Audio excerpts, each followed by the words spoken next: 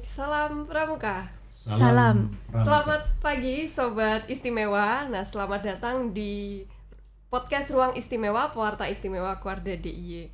Nah, di episode kali ini nih, kita akan membahas sosok yang penting gitu. Nah, bertepatan dengan bulan April, bulan yang istimewa juga gitu ya. Jadi, ada cerita nih di bulan April di balik lahirnya gerakan pramuka di Indonesia. Nah, sosok yang bukan hanya pemimpin nasional juga, tapi beliau juga sebagai teladan abadi bagi teman-teman pramuka yang saat ini berkiprah seperti itu.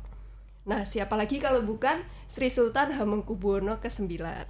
Jadi, di masa kini, Sri Sultan Hamengkubuwono ke-9 ini sering kita sebut dengan Bapak Pramuka Indonesia. Nah, kenapa sih dipanggil atau disebut Bapak Pramuka Indonesia? Nah, nanti kita akan ngobrol nih dengan dua narasumber kita yang tentunya istimewa juga ya, teman-teman. Jadi ada Kak Priyo Mustiko, beliau juga anggota Mabida di Keluarga DIY, kemudian juga peserta Wirakarya pertama, teman-teman. Nah, selain itu, beliau juga mengikuti kegiatan Jambore di Idaho, Jambore Dunia, dan berbagai kegiatan lainnya yang pastinya menarik nanti untuk kita obrolkan.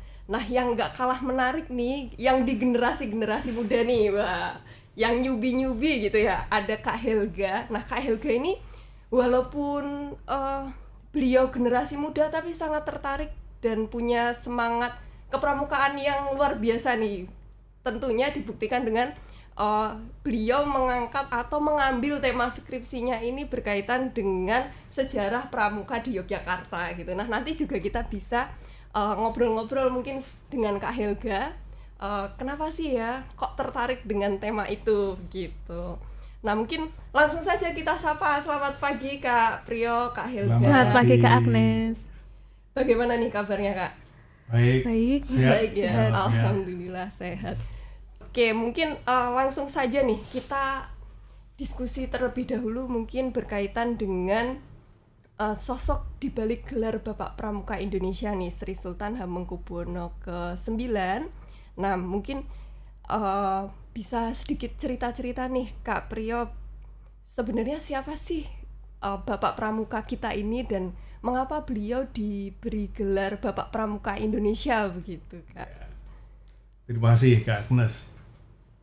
Sebetulnya saya termasuk anggota pramuka generasi yang beruntung karena kami mengalami dan merasakan secara langsung kepemimpinan Kak Sultan ya. Kita sebut aja Kak Sultan ya.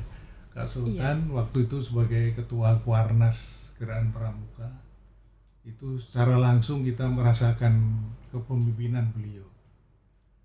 Nah, keberuntungan yang kedua, saya ini warga Jogja asli, KTP Jogja. Wah, iya. Tapi selama hidup saya belum pernah ketemu bertatap muka dengan Kak Sultan itu sebagai gubernur maupun sebagai sultan. Tapi untungnya ini sebagai anggota pramuka saya bisa ketemu langsung, bisa berjabat tangan, bisa berdialog. Itu gara-gara saya anggota pramuka. Jadi ketemu Bapak Pramuka Indonesia. Malah jadi kenal lebih dekat gitu ya. Lebih kenal lebih dekat. Nah, pertanyaan Kak Anes, kenapa Kak Sultan ini menjadi Bapak Pramuka Indonesia? Kalau menurut hemat saya, Kak Sultan itu punya peran yang sangat sentral. Walaupun ada tokoh-tokoh pramuka yang lain, ada Kak Butahar, Kak Haji Saleh, dan yang lainnya. Namun Kak Sultan itu mempunyai peran yang strategis dalam rangka memperbarui gerakan pramuka dari zaman kepanduan lalu masuk ke zaman kemerdekaan dan zaman yang modern sekarang ini. Dan perlu dicatat bahwa istilah pramuka itu sendiri yang mengganti istilah pathfinder yang atau pandu ini dari gagasan Kak Sultan. Wah, luar biasa ya. Konon ini istilah pramuka itu diambil dari prajurit keraton yang menjadi penjaga yang terdepan.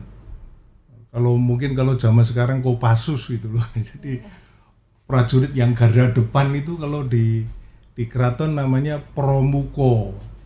Lalu dilontarkan kepada tokoh-tokoh pramuka yang lain, gimana kalau kita sebut nanti sebagai ganti istilah Pandu Pramuka. Lalu kemudian Kak Mutahar usul bagaimana kalau Pramuka itu diperpanjang istilahnya, merupakan singkatan dari Praja Muda Karana. Nah, itulah yang saya kira yang menjadi peran penting, sikap, kemudian kiprahnya, kemudian perjuangannya dalam rangka menumbuhkan gerakan pramuka ini.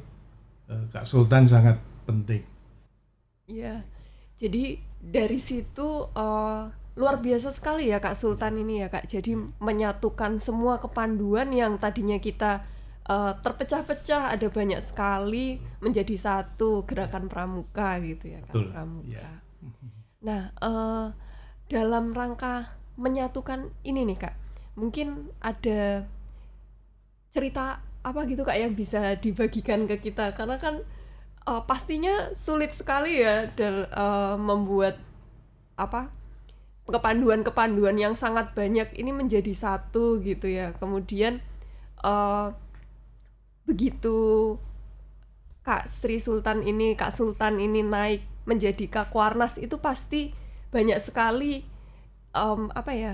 inovasi-inovasi beliau yang tentunya luar biasa, mungkin yang bisa diceritakan gitu.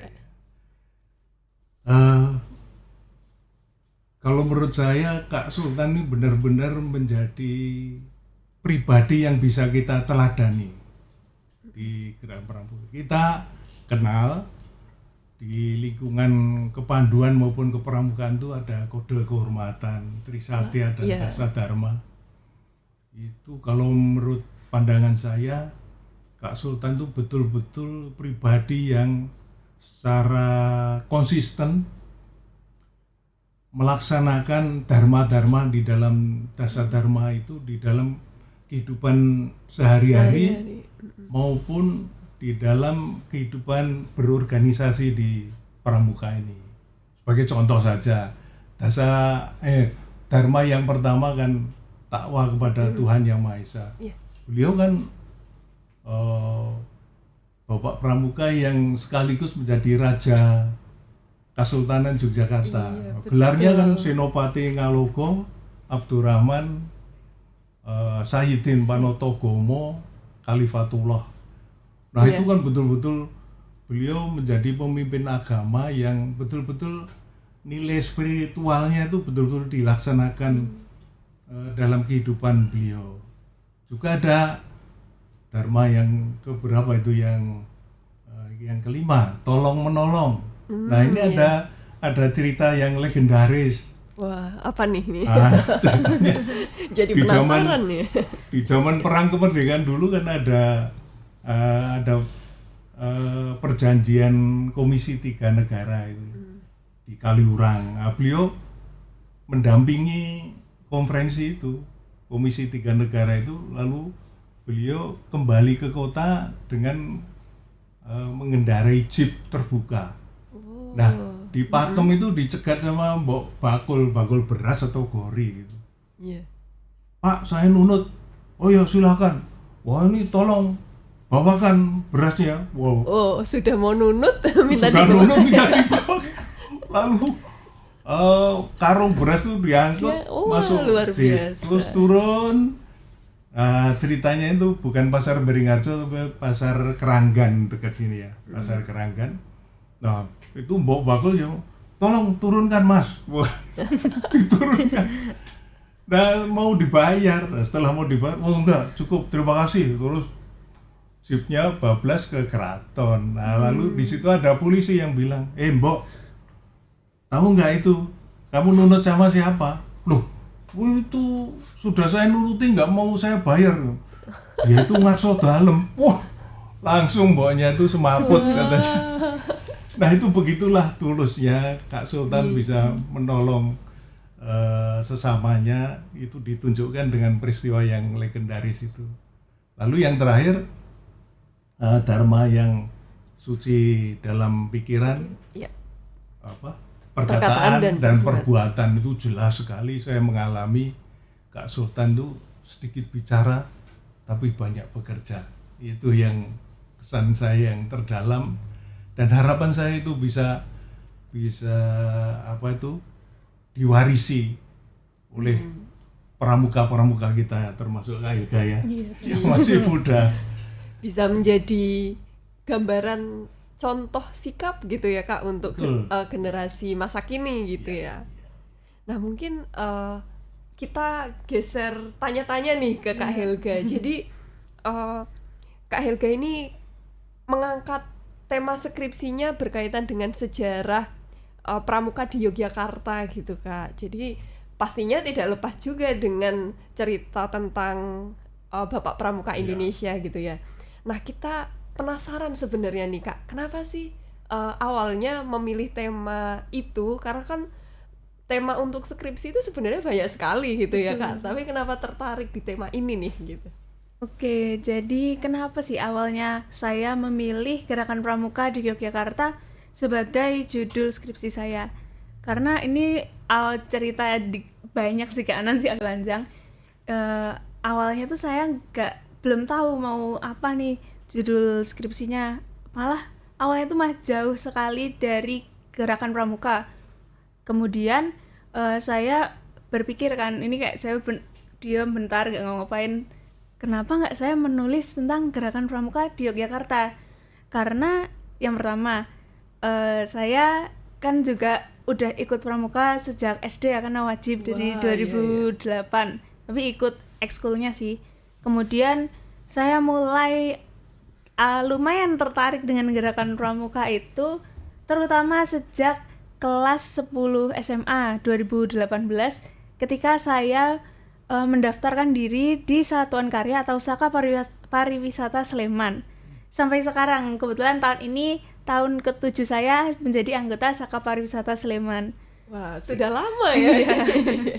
Nah, tentunya selama mengenal Gerakan Pramuka itu saya banyak belajar sih Kak. Kemudian saya memilih skripsi Gerakan Pramuka di Yogyakarta itu selain karena kedekatan emosional dan intelektual tadi, saya kalau dilihat-lihat Kakak searching di Google atau di perpustakaan itu masih sedikit sih Kak yang menuliskan sejarah Gerakan Pramuka, terutama pada dinamika anak-anak pramuka atau peserta didiknya begitu.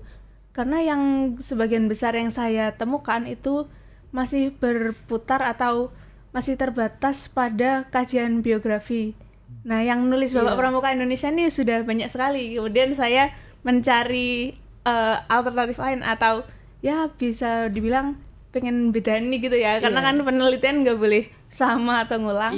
Itu kenapa saya menulis tentang kegiatan organisasinya begitu. Jadi tentang pramukanya khususnya di Yogyakarta gitu ya Kak? Di DIY Kak. Iya. Nah ini berkaitan dengan itu nih Kak, kira-kira mungkin ada yang bisa sedikit diceritakan nih tentang pramuka di Yogyakarta gitu Kak. Awal mulanya kayaknya banyak yang belum memahami juga ya Kak Priyo tentang awal mulanya pramuka, apalagi di Yogyakarta gitu. Nah, seperti yang tadi Kak Agnes dan juga Kak Priyo singgung, dulu kan Gerakan Pramuka sebelumnya merupakan dari banyak organisasi kepanduan yang latar belakangnya beda-beda. Ada yang dari latar belakang agama, partai, kemudian suku juga.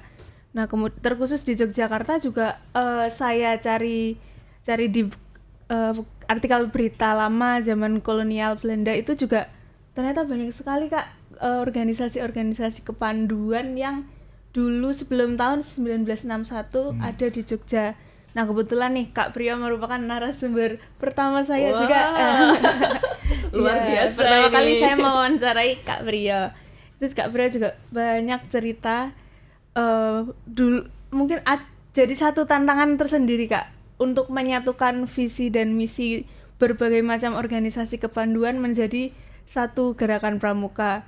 Nah, kemudian sebenarnya kalau nasional 1961, tapi kalau di DIY sendiri ini saya menemukan arsipnya di DPAD Kak.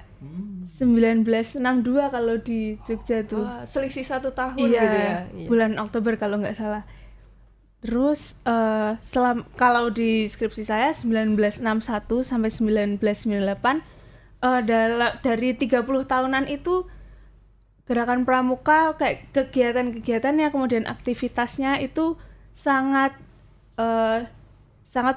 bisa dibilang embrio atau bisa jadi cerminan gerakan pramuka saat ini. Mungkin dari kegiatan yang dulu sudah terlaksana seperti yang paling mencolok salah satunya pengembaraan Kak, kan ya pengembaraan dulu itu cuma jadi kayak masih dikit ya Kak, dan sekarang setiap tahun yang sudah masif menjadi salah satu kegiatan paling bergengsi, unggulan, ikonik ya. Iya, setiap Kuarcap punya kan Kak. Iya, betul. Dulu kan. pertama kota Yogyakarta kan Kak. Betul. Kemudian lama kelamaan Kuarcap lain juga ikut. Nah, sampai sekarang nih semuanya jadi ikut. Itu baru salah satunya ya Kak.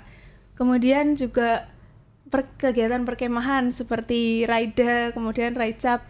Itu dulu juga awalnya masih kecil. Kemudian lama-kelamaan sampai saat ini masih dilakukan itu.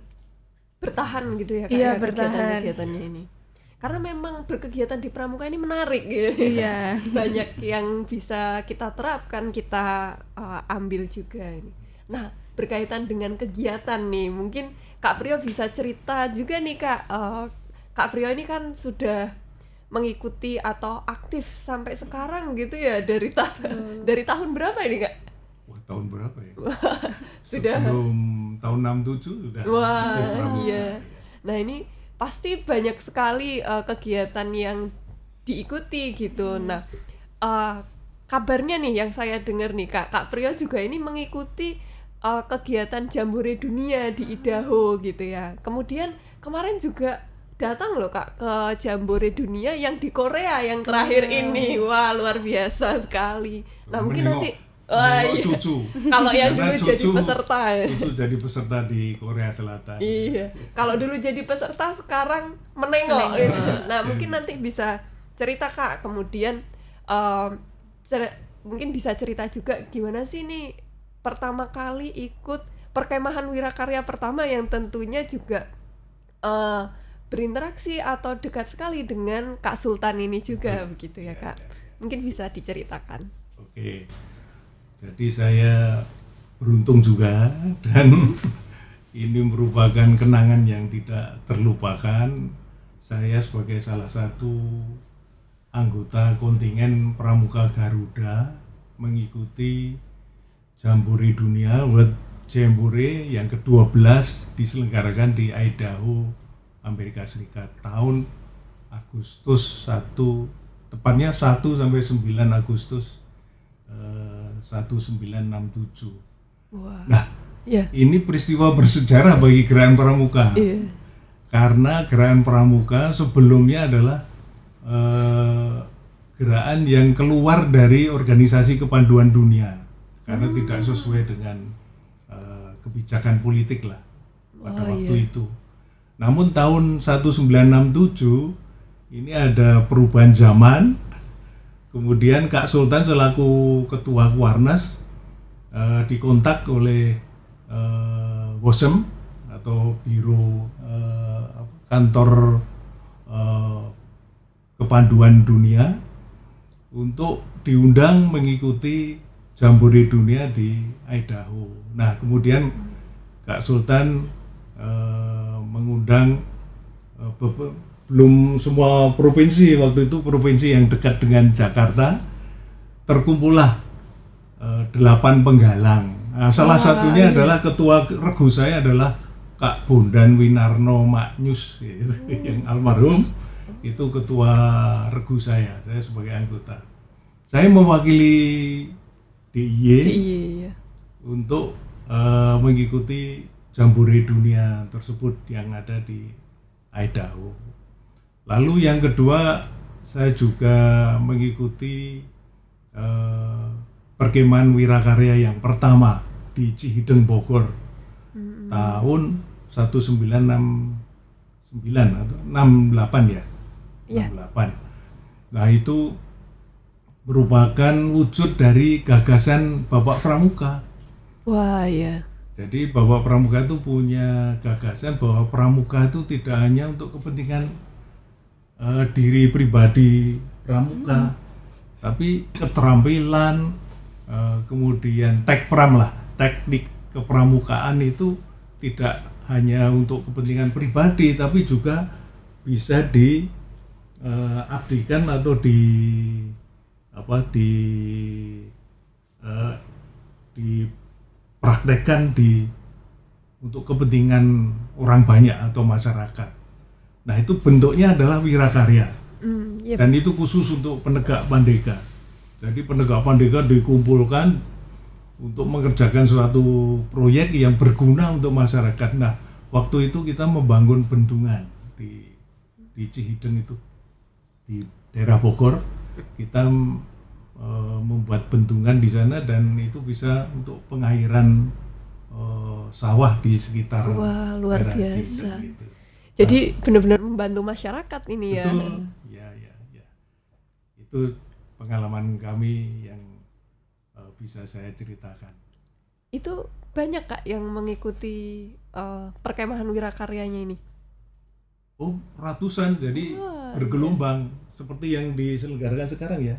Iya. Yang di tingkat nasional itu kan tidak hanya seminggu 2 minggu, tapi sampai 2 atau 3 bulan begitu. Jadi setiap minggu itu bergantian kontingen yang datang gitu. Nah, saya termasuk kontingen yang pertama yang datang iya. di Cihideng itu, dan sempat ditinjau oleh Bapak Pramuka masuk ke tenda gitu. Kemudian nah itu yang saya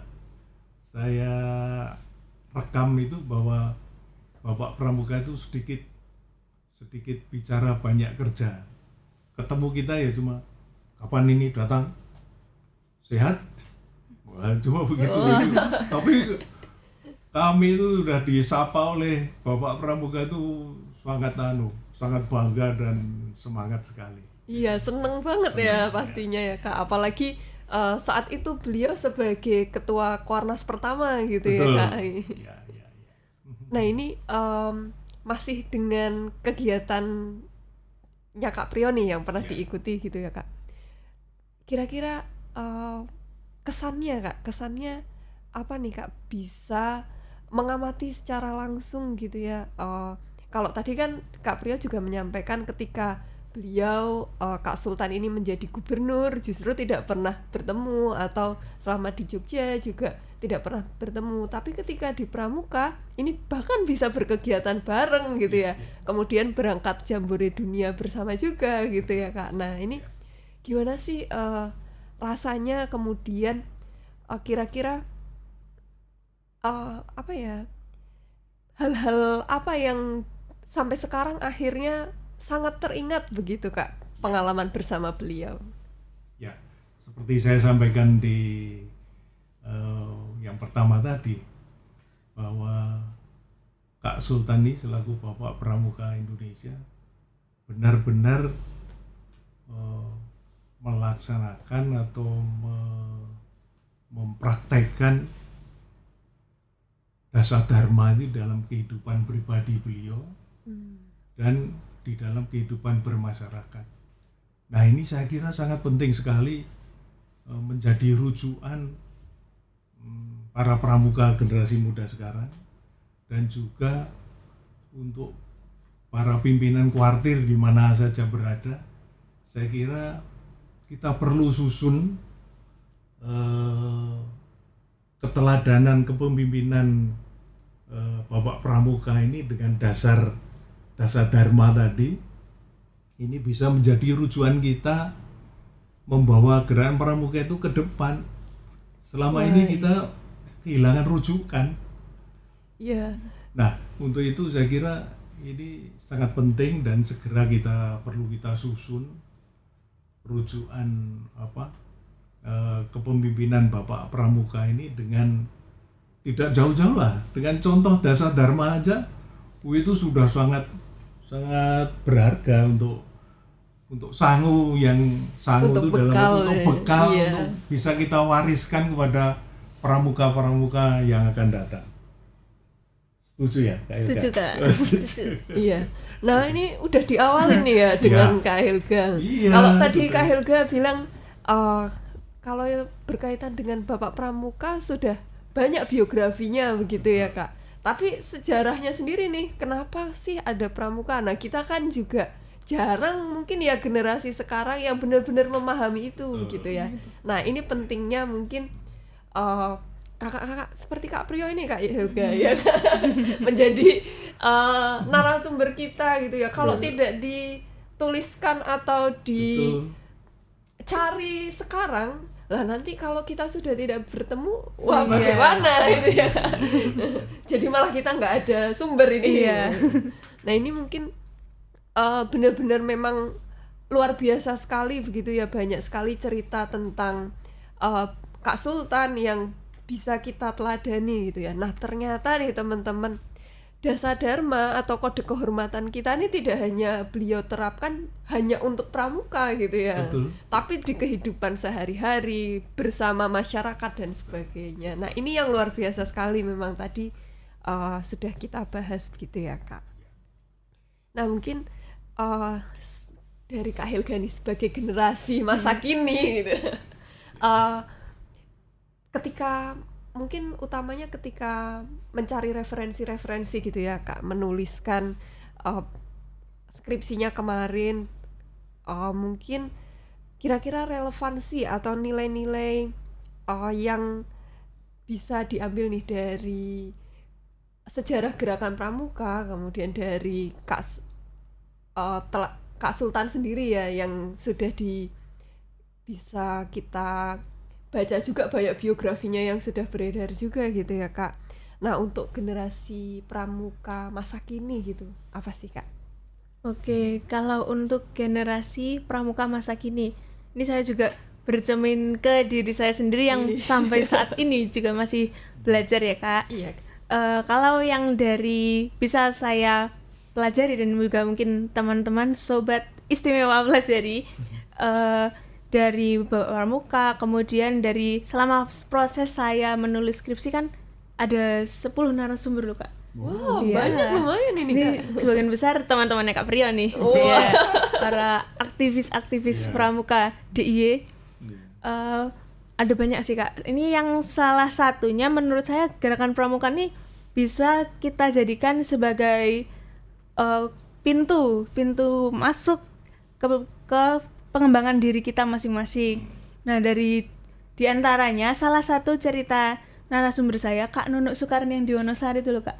Nah, beliau mengatakan kalau gerakan pramuka ini salah satu hal atau salah satu faktor kunci yang membuat beliau bisa keluar dari zona nyamannya gitu.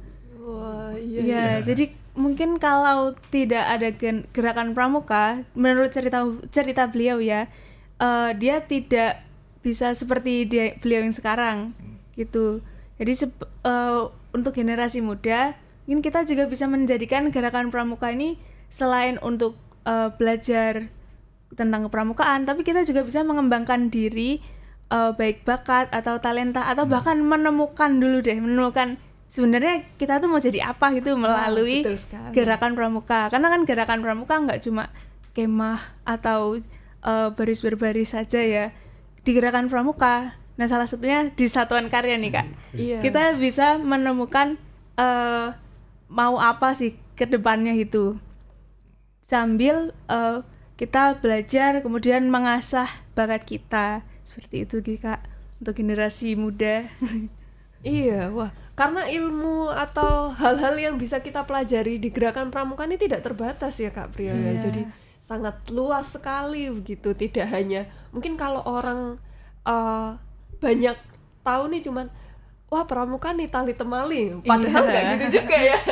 Padahal luar biasa sekali, banyak sekali yang bisa kita pelajari gitu. Nah melalui satuan karya juga ini banyak banget ya Kak ya. Ada minat bakatnya masing-masing gitu. Nah mungkin dari Kak Priyo nih Kak, bagaimana sih Kak untuk generasi muda sekarang bisa meneladani sikap-sikap yang dimiliki Kak Sultan begitu?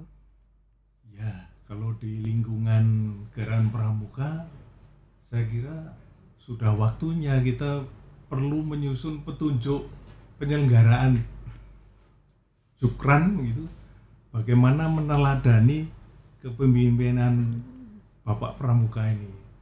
Kalau perlu ya nanti masuk di dalam SKU dan SKK gitu, saya kira mungkin sekali. Sehingga betul-betul pramuka masa depan tuh bisa betul-betul menghayati apa yang dilakoni, apa yang dilakukan, apa yang dikerjakan oleh Bapak Pramuka. Salah satunya ini wajib kunjung museum ini. Wah, bener ini melihat sejarah gitu ya. Museumnya Bapak Pramuka yang ada di Keraton. Wah, betul. Saya kira itu bisa menjadi menjadi referensi untuk kita bisa meneladani kepemimpinan Bapak Pramuka. Iya betul. Kita juga punya nih Kak edisi jelajah museum Bapak Pramuka di Keraton tuh Kak. Nah itu boleh, bagus. Itu banyak sekali Kak ternyata yang ketika saya sendiri datang ke sana itu jadi tahu oh seperti ini gitu. Nah ini yang penting banget gitu ya buat semua kakak-kakak yang mungkin mau belajar lebih dalam berkaitan dengan bagaimana sih kiprah Kak Sultan begitu ya, baik di Gerakan Pramuka atau di luar seperti itu. Nah mungkin terakhir nih Kak, closing statement. Mungkin ada pesan dari Kak Helga ataupun Kak Priyo untuk kakak-kakak yang menonton podcast kita nih Kak.